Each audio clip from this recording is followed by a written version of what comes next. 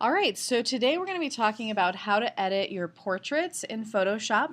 So there are 6 basic steps to kind of get us through editing portraits specifically.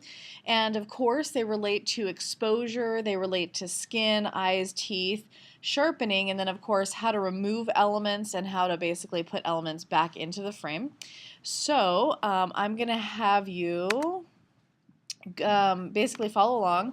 And there's a couple of images that I'll let you practice on after this tutorial, but essentially those are located in the DigiLab and they're the same images. But let's get started with first exposure.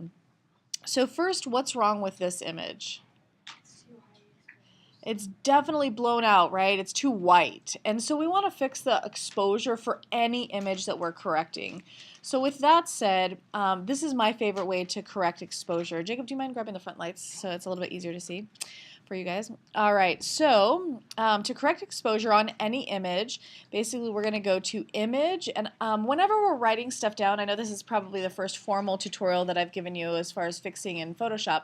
So what I want you to do is we're going to write in a type of sentence. So instead of saying 1, 2, 3, 4, 5 like a list, you're going to say image, arrow, adjustments, arrow, levels. So that's going to be the end of the period, right? So think of writing down your notes in those kind of like sentences, and that's how you would kind of command yourself. So number 1, if I want to correct exposure, so that's my note, exposure, this is how I do it: image, arrow, adjustments, arrow, levels. When I click on levels, I'm going to pop up what's called a histogram. And you'll notice, if you recall, in Lightroom has a histogram kind of constantly there. And when we were talking about Lightroom, we want an ideal triangle in there. And you can notice, especially here, that this is not the ideal exposure, nor is it like a triangle. So you can see we're really heavy on the whites and not so heavy on the blacks. Just a quick note, a histogram, if you want to write this down, is a graph that shows the distribution of light. All right, a histogram, writing down your notes, is a graph that shows the distribution of light. So you'll notice that over here I have a black slider, which is pretty cool. I have a mid-tone slider, which is gray, and then I have a white slider over here. Just so you are familiar, you'll notice that right here it's 0, which means the absence of what? Light, right. So that's 0. However, they've arbitrarily listed the white color as 255. So just know that that's what those numbers kind of insinuate. So if I wanted to make this darker, and by the way, when we're talking exposure or even sharpening, again, like I mentioned earlier, there's no magical way to like make those pixels reappear. If they're totally gone, we can't just recover them, although we can do our best to correct it as best we can. So what I'm going to do is I'm going to grab the white slider and I'm going to slide toward the black, right? Because I'm going to make that, oops, I'm just kidding. So that's going to make that even more white. But really what I want to do is, and ideally we would find a slope, and this one is so far off that I can't necessarily find a slope. So we'll grab the black and slide that toward the white. Now I can get too carried away, right? Like that would be too carried away. Can you see how like the detail in her face is really popping out now and it's starting to look kind of orangey? So we want to back off to about there is going to be the best we can do with this image. And then we're going to take the midtones and we're going to do the same thing. We're just going to tighten up those midtones. And again, you can get carried away, right, with the midtones, but we're just going to do the best we can with what we have. So about there is going to be better than the original. So here's the before and here's the after. Here's the before and here's the after. So you kind of have to, in that image adjustments levels, you're going to play around with the histogram, but you're also going to play around with kind of the way that it looks to your eye, right? Because your eye, when you push it too far and then back off, that's going to be about where you want your exposure to be. All right, so number 1, any image that you open up, you're going to want to correct for exposure. Now we get into the more specifics for portraits, and to do that, I'm going to pop on over to the most common kind of error, and that is, of course, red eye. So number 1, when I'm working in portraits, just remember you always have the ability to use your shortcut to zoom in, which is Command plus, so that you can see what you're doing, right? So I'm going to go ahead and zoom on into the red eye. Command plus, and then I'm going to go over to my Band-Aid, which is called the healing brush tool, underneath. So I'm going to right click. Underneath you'll find the red eye tool. And what I'm going to do is I'm going to pop on in here and I'm going to place that plus sign over the obviously red part of the eye, and then I'll just click. Now, quick note, when you're fixing eyes, in theory, I mean, we could just go in with a brush, right, and make our brush the size of the pupil and then pop in, except for one problem. What is it? That's right. So that reflection is called a catch light. That catch light makes the eye look real. So you don't want to cover up the catch light. I mean, there is a way to repair, and that is, of course, to like paint black and then paint white, but it's difficult to get the angle of the catch light correct, so it's just easier to obviously use the red eye tool. And so that's what makes those eyes look real, of course, is going to be that reflection, and that's going to be the catch light. So I'm going to go pop in here and then go ahead and correct the red eye on his eyes. So that's problem number one, and we're going to talk a little bit more about eyes, but what else is wrong with this picture? If this were you, what would you want fixed? Let's start there. Okay, so we have a little issue, right? Okay, it's kind of a big issue. The issue is the shine. What is that a result of? It's either oily or wet skin. Wet, which is sweaty, right? Which either way is not flattering. So we're definitely going to want to help her out. And quite frankly, like, he has a couple of shine spots too. So what we're going to do is I'm going to pop on over to my first healing brush tool, which is called the spot healing brush tool. And you need to note that both of these tools, they work similarly but differently. I'll show you how. So with a spot healing brush, what I'm going to do is it works like a paintbrush. So I'm going to use my bracket keys to make a size, and I'm just going to brush in here. Now you'll notice kind of an issue with the spot healing brush. What is it doing? It's correcting it, but it's doing something else. It's blurry, yeah, for sure. So because we want to maintain kind of the integrity of those pixels, what we're going to do is we're going to use the second brush down, which is called the healing brush tool. Now here's the trick. The healing brush tool and the clone stamp tool, these are the only tools that work like this, and I know beginning users get frustrated with not knowing this, so I'm telling you now. What you have to do with the healing brush is you have to go to the space that is next to the area that you want to heal, and then you need to Alt. See, as soon as I Alt, you'll see a target there. Alt click, and that's going to basically duplicate those pixels that are next to the light. So I'm going to go ahead and click in here, and I might have to pop a couple times, or I can make my brush bigger, either way, but check that out. Bring, it's gone. So that means that in this area it's going to require some work, because you'll notice it's a little bit darker over here than it is over here. And so what I'll do is I'll make my brush a little bit bigger, and then I'm going to go Alt click and then come back into the frame and then start dabbing in here. Now the healing brush is pretty cool, because what it does is it kind of, I'm going to use the word, covers up the space. So it blends the space together, as opposed to the clone stamp that literally cuts and pastes. So this does have a little bit of blur on it, and it allows that to look more natural when we kind of click in that space. All right, that's too dark. See how I can kind of measure and then come in here and I'm like, ooh, that's too dark. So I'm going to go onto the other side, come on in, click a couple times, and start healing that area out, okay? So by the way, did you notice that I did that? I'm going to call it a mole, although I don't know exactly, but I can go back in, and this is my nickname. My nickname for this is pimple popping. So I can use this for blemishes, I can use this for white space, I can use this for wrinkles, and I can definitely like take different things out. So in fact, you can, let's play here. See how I'm getting some shading here on his, I'm going to call him smile mark. Do you know, like when you smile, your eyes kind of wrinkle and crinkle on those sides. So if I wanted to, I could go back in and of course just kind of smooth out that wrinkle there. And so it works pretty magically on pretty much anything that is blemish related.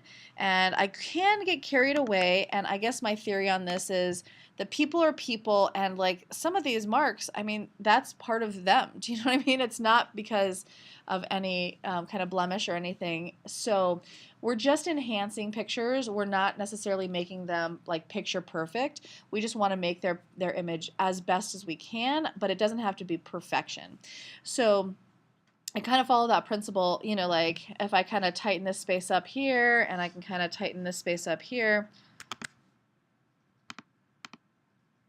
you know, that's as best as they're gonna look, right? For this particular occasion. So so yeah, that's kind of my general rule of practice. All right, so we started talking about eyes. Anybody interested in learning how to enhance eyes or change eye color? Is that a yes? Okay. So I'm going to pop on over to this one. And by the way, most of these images are images pre-plastic surgery. So let me just pop, so just so you know what I'm talking about. So that's David Beckham. That's the like soccer player. And then there's one of Nicolas Cage pre-plastic surgery. And this one is pre-Hilary Duff. So we're going to play around with her image. So for eyes, since we're talking about eyes, certainly that's one of the places in portraits that people like to get fixed, if you will, or enhanced. So I'm going to show you both how to make eyes pop and also how to change eye color because they're kind of one and the same. Now just so you know, in Photoshop there's a ton of different ways, a handful of ways to get around doing anything. So for example with this, as far as like eye color goes, there's probably 5 or 10 ways to do that, but this is the easiest way that I've found. So for your instructions for yourself, step number 1 is to duplicate the layer. So I'm going to grab, by the way, there's 2 ways to do that. You can either right click and then duplicate the layer, or you can just drag the layer down to this mini box next to the mini trash can in the layers palette, and it will background copy for you. We want to make sure to work in that top copy, and what we're going to do is we're going to make a selection around the eyes. Out of these 3 selection tools, which one is the one that you want to use if I want to create a round selection? The elliptical, the lasso, or the magic wand? The lasso can draw basically a pencil, and I suppose you could use that, but what is the best one to use for round selections? The elliptical marquee. All right, just so you know, for all 3, and I don't think that we've talked about this specifically, but all 3 of these selection tools, you'll notice anytime you're in the selection tools, a horizontal bar pops up, and it is specific to that particular tool. So, for example, you'll notice that this one is to create a new selection. So when I'm in new selection, and by the way, it takes a teensy bit of hand-eye coordination to get these right, get familiar with the sizing. So there's the new selection. Now if I go to make a second selection, watch what happens. What just happened? Yeah, the first one went away. So I need to be in this second sector right here that says add to selection. By the way, the third one is subtract from and the fourth one is intersect. So we want to be in add to selection because we want to fix both of these eyes at the same time. Otherwise, they're a little bit off in color. And by the way, it's okay that the selection is just outside of the iris. The iris is that colored spot or the colored part of the eye. So we have basically a selection, so that's step number 2, create a selection with the elliptical marquee and add to the selection. And then what we're going to do is we're going to go to Image, and here's our commands, Adjustments, Hue and Saturation. Image, Adjustments, Hue and Saturation. All right, Image, Adjustments, Hue and Saturation. All right, with that said, Image Adjustments, Hue and Saturation is going to pop up our Hue and Saturation pop-up. Now just so you know, and in fact you might want to note this at some point, hue is another word for color. So if I wanted to change the color, I would change this slider here. Saturation is the slider or the word for intensity of color, and lightness is going to be basically how bright that eye is. So we're just going to play around with the saturation today because we just want to make her eyes pop. So what we're going to do is we're going to grab that slider and we're going to scooch it on over to the right. Now I can't get carried away, right? Check that out. That's a little bit too much. But I'm going to push off just a little bit off of that too much. Come back down on the slider. And that's going to be my saturation. I'm also going to get a little bit of pop of light so that they're a little bit brighter, a little bit lighter. And then I'm going to press OK. So as far as showing you what that looks like, here's the before, here's the after. Here's the before, and here's the after. Is there a difference? Yeah, for sure. And then when we back off, there's even more of a difference. And again, that's a little bit too much for me, meaning it's pushed a little bit too much as far as color. But that's kind of, you'll be able to see it better, obviously, for our demo. All right, we still have a problem. What's the problem? Yeah, the eyelids are obviously overprocessed. So I'm going to grab, and this is step number, what, 4? I'm going to grab the eraser tool, and of course I have control over the eraser tool with my bracket, so I'm making my left bracket, hitting that to make that smaller so it's a little bit more controllable. And what I'm going to do is I'm just going to brush in the segment of my overshoot right here. So just brush in the segment that is overshot on that correction. All right, and voila, there you go. There's the change in eye color. So when we back off of that, you can see the eyes pop, and so here's the before, here's the after, here's the before, here's the after. Pretty dramatic change in just a matter of seconds. There was a question. Oh, okay. So I just used the eraser tool, so what's happening here? What just happened? So I erased pixels, but what happened? So this is what that layer looks like now, right? Right. So my secret is that I still maintained that underneath layer, which is the original. So that's how I can quickly just erase the top pixels, the ones that I don't want, and then activate obviously the bottom layer, and voila, I have basically fill in this space there. So that's kind of the secret, is that now we start playing around with layers, right? There's transparencies on top of transparencies, and we can really manipulate. By the way, this is the same technique that you would use to, I know somebody asked about like turning something black and white and then having color show through. So as far as that happens, which layer is going to be the black and white layer? The top layer is going to be the black and white, right? And then if we wanted the color to show through, the color would be here, and then we would just erase, let's say, the rose, right? The proverbial rose, and it will shine through red. So that technique is similar to the one that you would use for that black and white kind of color popping through in the layers palette. So kind of cool there. All right, so with that said, just so you know, that's not all you can do with your eyes.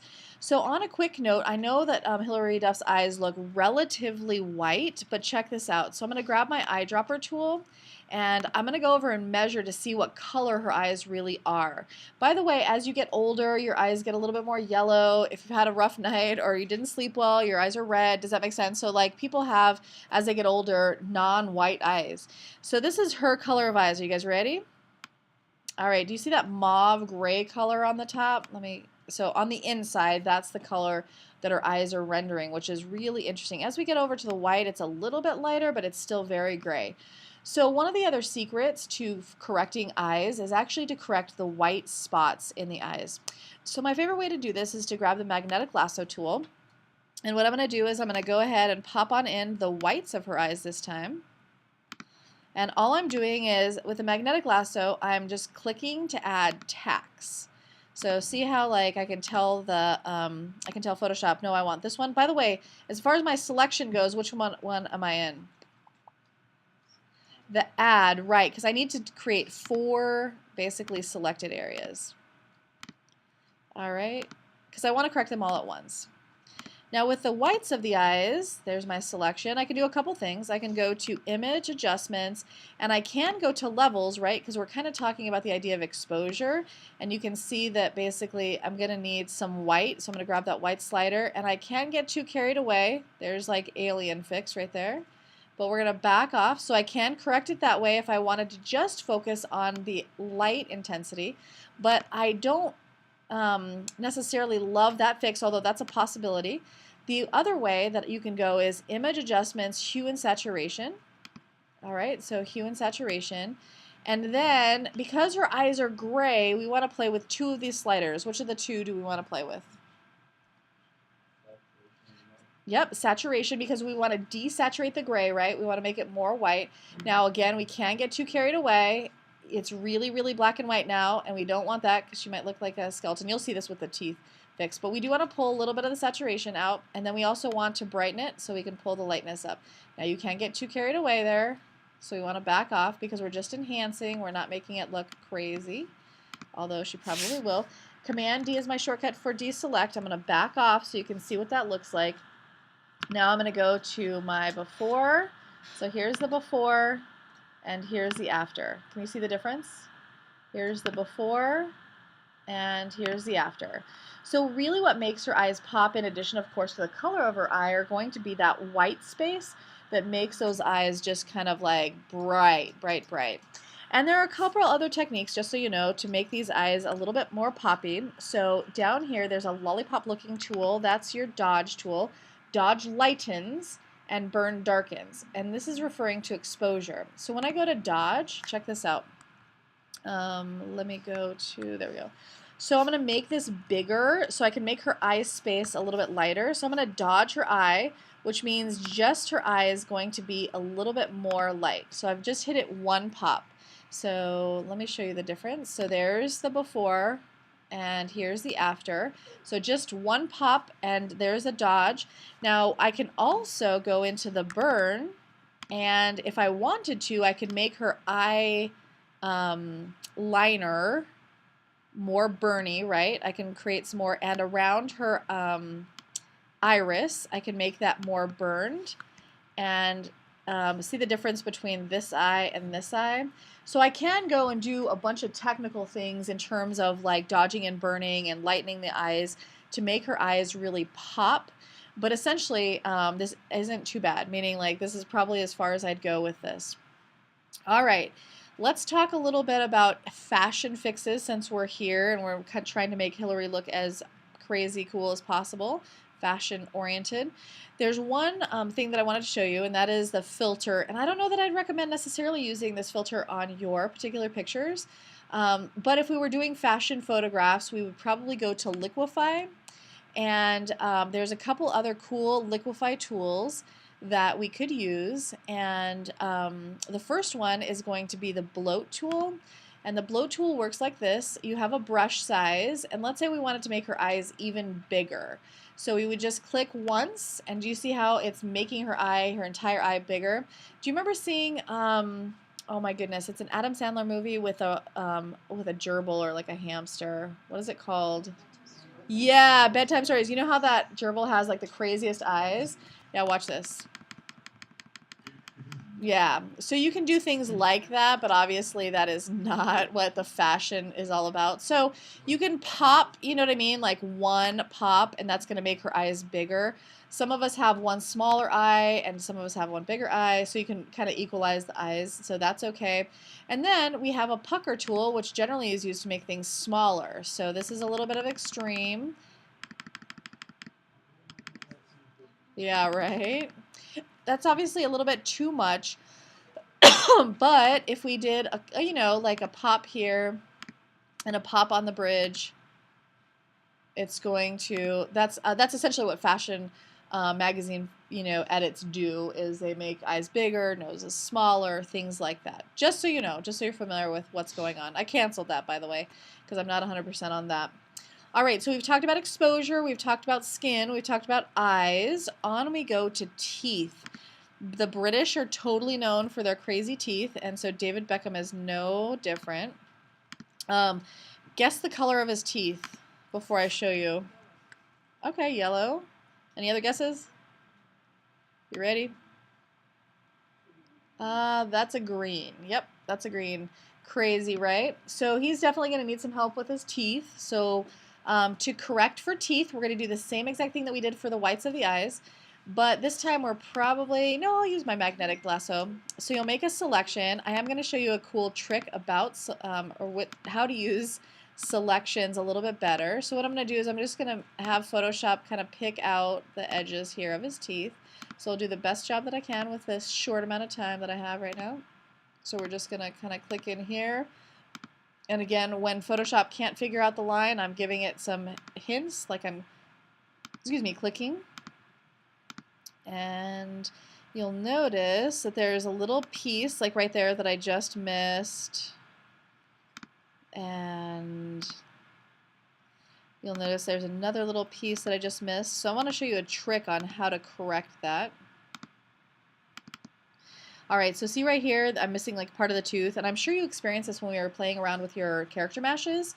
So here's the trick. Are you guys ready? It's awesome. So again, here's the add new selection, here's add to the selection, and so forth. But if you cruise along this bar here, you'll find a refine edge. I would write that down. I always forget about where that's at. So in any of the 3 selection tools, you have a bar that is called the refine edge. So I'm going to click on that refine edge. Now notice this is just a view mode. So I can view this in the normal marching ants, which is the nickname for these dashes that are marching around. Or I can look at it on black or on white. But my favorite is the mask here, the black and white, because I can see really specifically where that those cut lines are, or where the selection lines are. So here's my favorite part of the refine edge right here in this adjust edge. So you'll notice down the 4th one down is shift edge, and what that's going to do is it's going to make the edge bigger. So I'm sure you guys experience this with your character mesh where like you cut off an ear and you're like, I need a little bit more of that. So what you can do is grab the shift edge and shift it to the right. Watch what happens. What happened? That's right, the selection got bigger, not the actual picture, but the selection got bigger. And I can also do 2 things to make this look more natural if I wanted to cut them out. Number 1, I could feather the edges, right? That's a little bit too dramatic, but just so you know, that's for the demo. And then I can also smooth out the jaggedy edges, right? So see how it's smoothing out those kind of rigid edges? On this one, I just want a little bit of smoothing, not a whole lot. And I want to pull down that feather just a little bit more. There we go. Okay. Now I go back in and you'll notice now I have basically my teeth, right? I have all of my teeth now. So same process for the whites. So I'm going to go to Image Adjustments, Hue and Saturation, Image Adjustments, Hue and Saturation, and I'm obviously going to play with the saturation and lightness. Again, if I go too far in the saturation, he looks like a skeleton, right? Like a black and white skeleton, looks very gross. So we're just going to pull obviously up, and again, we're just trying to diminish a little bit on his that gnarly yellow-green effect, right? So we're just going to pull down a little bit, but we're going to pop the lightness up. And again, we're not trying to make him look like Barbie, which would be like that. We just want to make him look better. So we're going to pop that there. So play around with saturation and lightness, hit OK, deselect, back off. Whoa, look at that. So here's the before and here's the after. Here's the before, here's the after. Different? Night and day, right? Night and day. Yeah. So teeth are great. Teeth and eyes are probably your focus aside from skin. Yes, Jacob?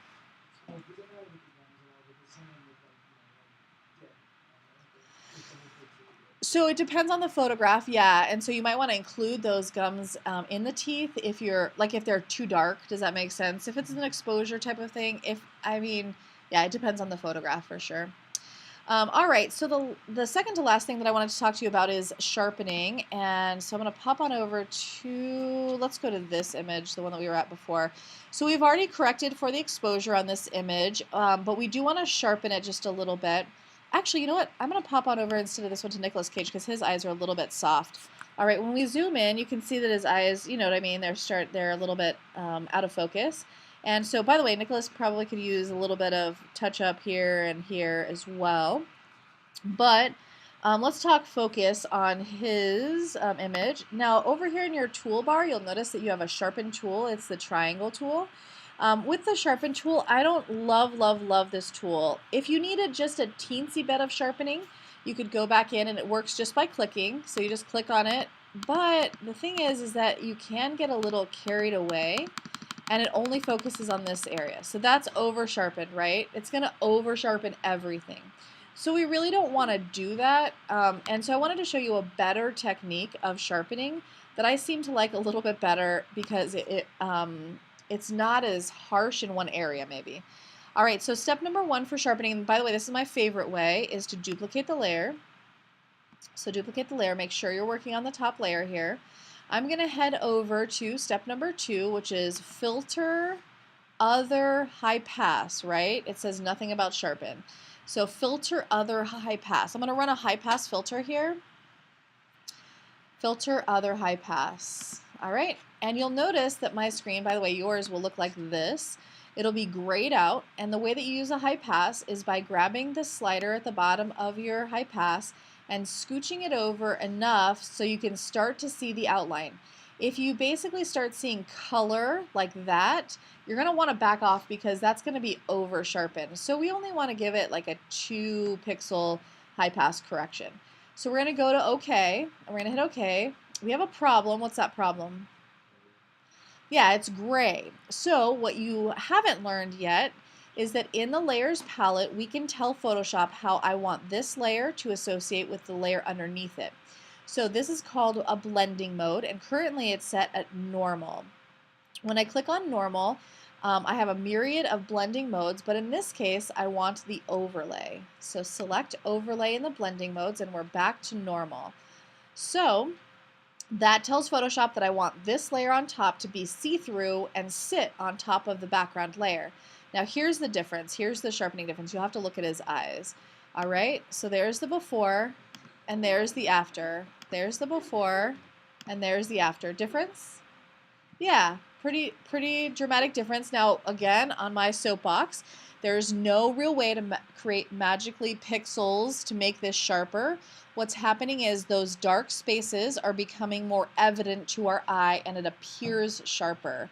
But really, it's going to stay as out of focus as it was before. We're just seeing it a little bit sharper because of those dark spaces. So just FYI. Now to complete this process, I'm going to right click on either of these 2 layers. So control click, and then I'm going to merge or flatten my image. In this case, I can merge visible, and that's going to take me back to 1 layer. So usually with new beginners, what happens, that's redundant, right? New Photoshop users, is that basically they forget and they start working on that gray layer, and then it gets confusing because nothing is moving, it's all gray. So they're like, what's happening? I'm cutting this, but it's not working. So my advice to you to kind of close out the process is just to flatten those 2 layers so that they're back to that 1 layer, and then it's not confusing when you move on. All right, so that's my favorite way of sharpening, and again, there's multiple ways to sharpen. In fact, there's even a filter and then sharpen, and we'll go over those, I think, during our landscape unit. But there are a ton more like sharpen devices. That high pass just happens to be my favorite because it seems to work the best and look the most normal. So there's sharpen. And then finally, we have to get to, of course, this last segment. So yes, we've been focusing on the portrait, the front of the portrait, but really we have to pay attention too to the background, right? So this is totally awkward. I don't know if you noticed that earlier. There's like this one eye person, paparazzi probably photographed this. There's one eye and then there's some lights back here, and this is really disturbing if you start paying attention to that. So I can use my healing brush, right? I can use my healing brush because this is dark space here, but really I probably want to use my clone stamp. So I'm going to go into my clone stamp, and then because it's a clone stamp, I have to tell it, by the way, do you see that it has the eye from my last fix? So I have to hit Alt, you'll see the plus sign there, the target, and I'm going to go ahead and hit click, and then I can just clone her out. Glorious, right? I'm going to do the same thing for the lights up here. I Alt clicked just so that I can grab a selection. Then I'm going to tamp out those distracting elements. So I did want to show you one thing so you're not confused by this. We did fix David Beckham's teeth here, but with the clone stamp I do want to, let's take out, like, I think this is like a pole here, but I did want to show you a quick trick. So I'm going to take a sample here, Alt click, and I'm going to come in. Now I'm going to start painting down this edge. What just happened right there? What's this all about? Yeah, okay, so just so you know, when you're in the clone stamp tool, if you have a line checked, this tick mark checked, that means it's going to basically take the Alt, right, click and mark that spot, but then it's going to drag and align the selection as you move down. Does that make sense? So if I were replacing like a fence or a barn, I could basically click it and then drag down, and it's going to duplicate that exact drag down. And so basically I don't want that checked for this particular case. I'm going to click Alt again. Whoops. And I will take out his hair. Sorry, sometimes it does that where it gives me the brush preferences. And I will take out that bar on the other side there. All right, so that's obviously less distracting, and so that's cool. Just so you know, with the clone stamp, the cool thing about clone stamp is that I can take things out and I can also put things in, right? So let's say he was a little bit more bald than he is, not that he is, but just in case, if we wanted to add a little bit of hair, I think I want to add some hair here.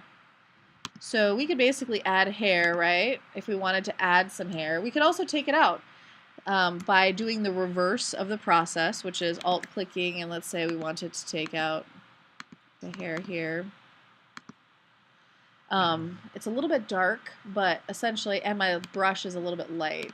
By the way, so brush, I can fix my brush hardness here. Let's say I want to make that a little bit more hard. When I say hard, we're talking about the edges, so just so you can know what that means, let's do a hard brush. And these, generally hard brushes, they don't look very real. So like, for example, you'll see, can you see the edges of that? Versus a soft brush, let's go to like 20%. And can you see the difference? So essentially with the softer brush, you're going to get a lot more realistic of an effect. So on this, I would probably want to grab a soft brush. And on this one, I would grab, this is, actually, I'm going to change tools on you. Nope, that's not going to work. Sometimes the soft brush is kind of like it duplicates and it's not doing a very good job right here, so we will pop back off of that. Alright, so you can add things and you can subtract things with the clone stamp, which is great because there are certain elements that you probably don't want in there, and then there are certain elements that you do want in there. So, you know, like blemishes you don't want, but you might decide that like somebody needs a little bit of extra hair. Maybe a hair in the face you don't want, you know, but maybe people want a little bit more eyelash, you know, that type of thing. So the clone stamp is really helpful for that kind of thing. So those are the 6 elements for portraits that I wanted to kind of go over today: exposure, skin, eyes, teeth, sharpening, my favorite way, which is high pass, and then how to kind of remove or add elements in your background or possibly even on your person, so that your photographs, your portraits specifically, can be even better enhanced than they would be just out of the camera. So obviously that's the virtue of Photoshop, and so now is a little bit of time to practice. All right. Let me go to my, there we go.